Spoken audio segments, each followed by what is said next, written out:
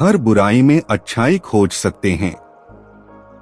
एक शिष्य अपने गुरु से सप्ताह भर की छुट्टी लेकर अपने गांव जा रहा था।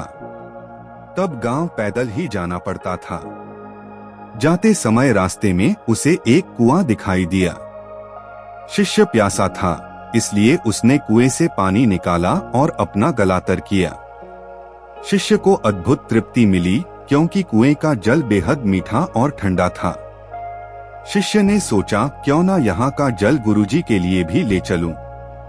उसने अपनी मशक भरी और वापस आश्रम की ओर चल पड़ा। वह आश्रम पहुंचा और गुरुजी को सारी बात बताई। गुरुजी ने शिष्य से मशक लेकर जल पिया और संतुष्टि महसूस की। उन्होंने शिष्य से कहा, वाकई जल तो गंगाजल के समान है। शिष्य को खुशी हुई। गुरुजी से इस तरह की प्रशंसा सुनकर शिष्य आज्ञा लेकर अपने गांव चला गया। कुछ ही देर में आश्रम में रहने वाला एक दूसरा शिष्य गुरुजी के पास पहुंचा और उसने भी वह जल पीने की इच्छा जताई। गुरुजी ने मशक शिष्य को दी। शिष्य ने जैसे ही घूंट भरा, उसने पानी बाहर कुल्ला कर दिया। शिष्य बोला, गुरुजी, इस पानी में तो कड़वापन है और न ही यह जल शीतल है। आपने बेकार ही उस शिष्य की इतनी प्रशंसा की। गुरुजी बोले, बेटा, मिठास और शीतलता इस जल में नहीं है तो क्या हुआ? इसे लाने वाले के मन में तो है।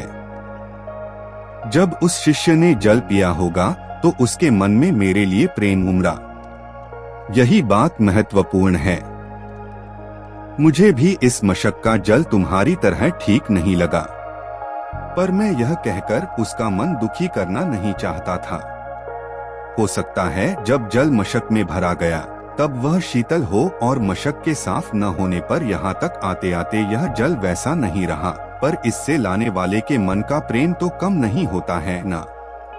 संदेश: दूसरों के मन को दुखी करने वाली बातों को टाला जा सकता है और हर बुराई में अच्छाई खोजी जा सकती है। जब हम बुराई में भी अच्छाई खोजने लगते हैं तो हमारा नजरिया और दृष्टिकोण चीजों और जीवन के प्रति सकारात्मक हो जाता है। मन शक्तिशाली हो जाता है। जीवन में आने वाली कठिन से कठिन परिस्थिति आसान हो जाती है। जीवन में आनंद ही आनंद हो जाता है।